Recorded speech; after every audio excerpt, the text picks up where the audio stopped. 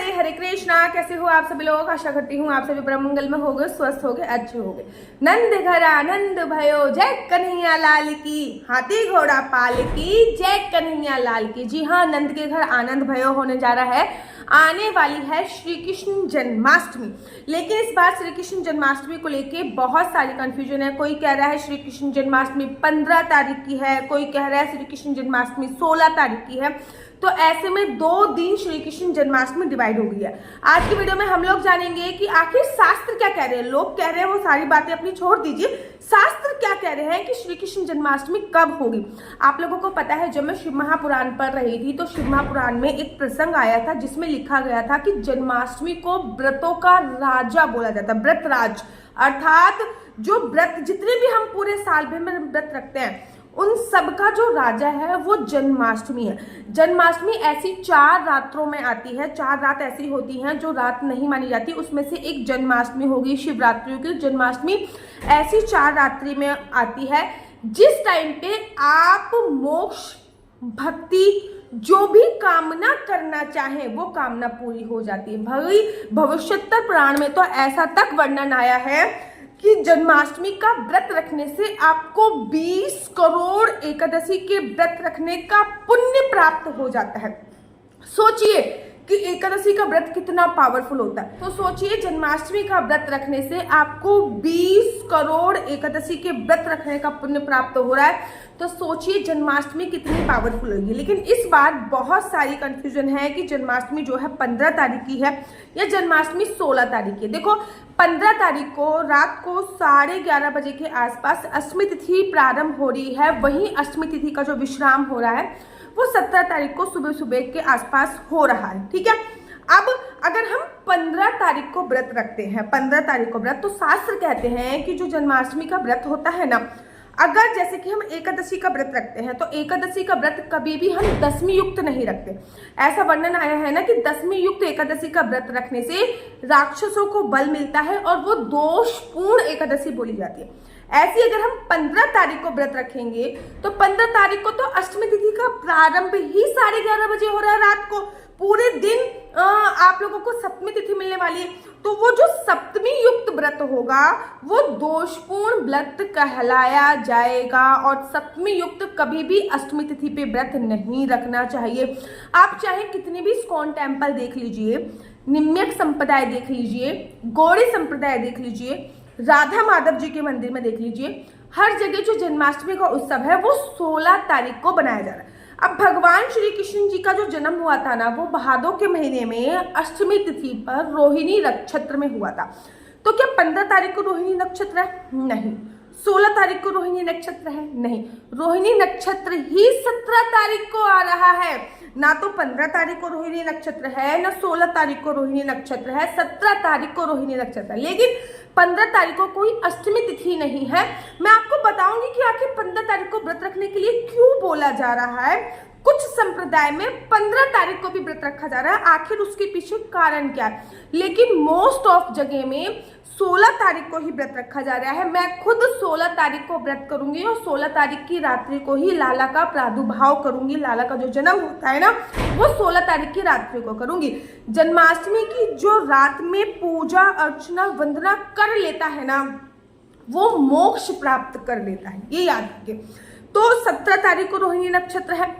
हमारे शास्त्रों में ऐसा वर्णन आया है कि जब हम अपने व्रत का पालन करते हैं तो दोनों चीजों में से अगर कुछ भी ना हो तो बहुत अच्छा है। जैसे कि जब भी हम अपने अष्टमी तिथि का अर्थात जन्माष्टमी के जब व्रत का पालन कर रहे हैं, ना तो अष्टमी तिथि हो ना ही रोहिणी नक्षत्र हो। ऐसे में अगर हम 16 तारीख को व्रत का पालन करेंगे तो हमें अष्टमी तिथि मिल रही है, जो कि बिल्कुल बेकार है। अगर हम 15 तारीख को व्रत करेंगे तो पिछली बात है 16 तारीख को हम व्रत का पालन करेंगे और अष्टमी वाले दिन ही हम व्रत का पालन करेंगे। अब बड़े सारे संप्रदायों में 15 तारीख को व्रत रखा जा रहा है। 15 तारीख को व्रत क्यों रखा जा रहा है? क्योंकि 15 तारीख को रात को एक काल है जिसको बोलते हैं निश्चिता काल। एक मुहूर्त है रात को जिसको निश्चिता काल की श्रेणी में रखा जाता है। ये जो मुहूर्त होता है निश्चिता काल, ऐसा बोला जाता है इस मुहूर्त में अगर हम कोई भी पूजा अर्चना वंदना करते हैं तो वो निश्चित हो जाती है और उसका जो फल होता है वो बहुत आपको सुखद मिल रहा है। तो 15 तारीख की शाम को एक मुहूर्त है जिसको निश्चिता काल बोला जाता है, और उस निश्चिता काल में कोई भी पूजा अर्चना बनना होती है तो उसका बहुत ज़्यादा गुना फल प्राप्त होता है। इसलिए कुछ कुछ संप्रदाय में 15 तारीख को हम लोग व्रत रख रहे हैं। किसी संप्रदाय में बेसिकली आप ऐसा कर सकते हो कि मैं व्रत रखने की एडवाइस तो आपको 16 तारीख को दूंगी, लेकिन 15 तारीख को निश्चिता काल में आप लोग पूजा अर्चना बंदना कर सकते हो। 15 तारीख को निश्चिता काल में अगर आप पूजा अर्चना बंदना करते हो, रात्रि जागरण कर रहे हो, रात को पूजा अर्चना बंदना करो, तो उसका बहुत सुखद फल आपको प्राप्त होगा। लेकिन जन्माष्टमी का जो आपको व्रत रखना है वो आपको अष्टमी वाला ही व्रत रखना है, और अष्टमी तिथि जो है वो रात को 11:30 बजे 15 तारीख को प्रारंभ हो रही है। सूर्योदय के साथ अष्टमी तिथि जो आपको मिलेगी वो 16 तारीख को मिलेगी। 16 तारीख को न केवल पूरे दिन अष्टमी तिथि रहने वाली है, अपितु रात में भी अष्टमी तिथि रहने वाली है। तो अगर हम सही मायने में देखें तो जो व्रत है उसका जो हमें फल प्राप्त होने वाला है वो 16 तारीख को ही प्राप्त होने वाला है। मैं कब व्रत रखने वाली हूँ? मैं भी 16 तारीख को ही व्रत रखने वाली हूँ। 16 तारीख को ही व्रत रखूंगी और 16 तारीख की रात्रि को ही भगवान श्री कृष्ण जी का जन्म करूंगी। शास्त्रों में ऐसा भी वर्णन आया है कि समटाइम ऐसा हो सकता है कि हमको जन्माष्टमी पर अष्टमी तिथि और रोहिणी नक्षत्र दोनों का साथ ना मिल पाए। हो सकता है, कभी हो जाता है, लेकिन अगर खाली अष्टमी तिथि भी पड़ रही है तब भी हम पूजा अर्चना बंदना कर सकते हैं। तो 16 तारीख को सूर्य उदय के साथ भी अष्टमी है, रात को 12 बजे भी अष्टमी ही रहने वाली है। वहीं पे 15 तारीख को सूर्योदय के साथ हमें कोई अष्टमी तिथि नहीं मिल रही। 15 तारीख को केवल और केवल आपको रात को निश्चिता काल मिल रहा है, जिसकी पूजा अर्चना बंदना, जिसमें करने पर हर कार्य में निश्चित ही विजय प्राप्त होती है। अच्छा, एक मैं इंपॉर्टेंट बात और बता दूं, ये मैंने कहीं पे पढ़ा था, जो लोग तंत्र विद्या में ज्यादा होते हैं, ठीक है ना, तंत्र विद्या में जो लोग बहुत ज्यादा मानते हैं वो निश्चिता काल में विशेष पूजा करते हैं, क्योंकि निश्चिता काल तंत्र विद्या को सिद्ध करने के लिए बहुत अच्छी काल होती है। मैं बेसिकली 16 तारीख को ही व्रत रखने वाली हूँ। अच्छा, जन्माष्टमी के व्रत में जैसे हम एकादशी का व्रत रखते हैं ना, सेम जन्माष्टमी का व्रत भी वैसा रखा जाता है। जन्माष्टमी के व्रत में भी चावल नहीं खाने चाहिए, ये शायद आप लोगों को पता नहीं होगा। अब जन्माष्टमी का व्रत 4 प्रकार से रखा जाता है। कैसे प्रकार से रखा जाता है, क्या है पूजा अर्चना बंदना, एवरी डे आपको रोज एक वीडियो, लॉन्ग वीडियो मेरे यूट्यूब चैनल पर मिलेगी।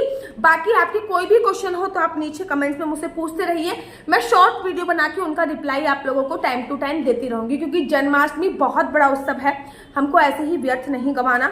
नीचे मेरा स्क्रीन पे नंबर दिया हुआ है, मेरा नंबर है 4 बार 9 20 25 65। आई रिपीट अगेन, 4 बार 9 20 25 65। आपका बच्चा जॉब करेगा या बिजनेस करेगा? बिजनेस करेगा तो किस फील्ड में बिजनेस करेगा? जॉब करेगा तो किस सेक्टर में जॉब करेगा? क्या है आपके बच्चे का लकी नंबर, क्या है आपके बच्चे का लकी कलर? क्या कुंडली में राजयोग है या नहीं है? क्या कुंडली में संतान प्राप्ति का योग है या नहीं है? सरकारी नौकरी की कितने % संभावना लग रही है? सरकारी नौकरी लगेगी भी या नहीं लगेगी?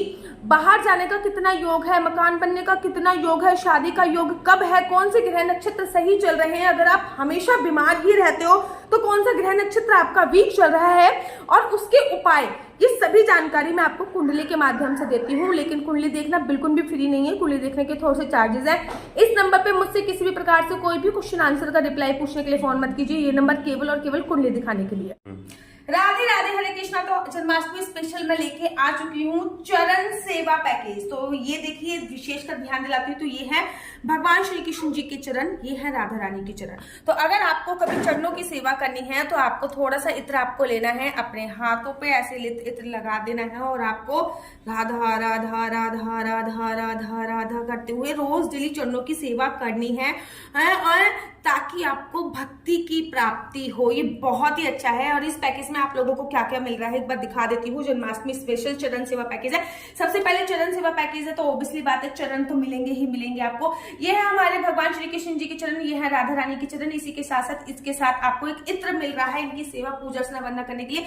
लड्डू गोपाल का एक हैंकी, एक रुमाल लड्डू गोपाल का आपको मिल रहा है जो इस पैकेज में। इस पैकेज में लड्डू गोपाल की एक तौलिया मिल रही है। यहाँ पे देखिए, यहाँ पे आपके नंद जी, लल्ला, नंद के लाला नहा रहे हैं, और यहाँ पे देखिए ये तौलिया, तो एक तौलिया मिल रही है इस पैकेज में आप सभी लोगों को लड्डू गोपाल के पैरों में पहनाने के लिए 2 नजरिए के सेट, हाथों के लिए 4 चूड़ी के सेट मिल रहे हैं, लड्डू गोपाल का नाइट सूट मिल रहा है विद पैंटी, लड्डू गोपाल की नंद गाउन की ड्रेस मिल रही है, तो ये नंद गाउन की ड्रेस विद पगड़ी मिल रही है, 2 लड्डू गोपाल की पैंटी मिल रही है, साथ के साथ लड्डू गोपाल की आपको एक ये माला मिल रही है जो कि असली तुलसी की है, दूसरी जो माला मिल रही है वो वैजंती माला है, और तीसरी माला जो मिल रही है आपको वो तुलसी माला है। अगर मैं काउंट करूं कि आपको क्या क्या इस पैकेज में मिल रहा है तो 1 2 3 4 5 6 7 8 9 10 11 12 13 14 चीजें मात्र आपको 650 रुपए में मिल रही हैं। अभी जल्दी से जल्दी ऑर्डर कर दो, क्योंकि मेरे पास चरण जो होते हैं ना,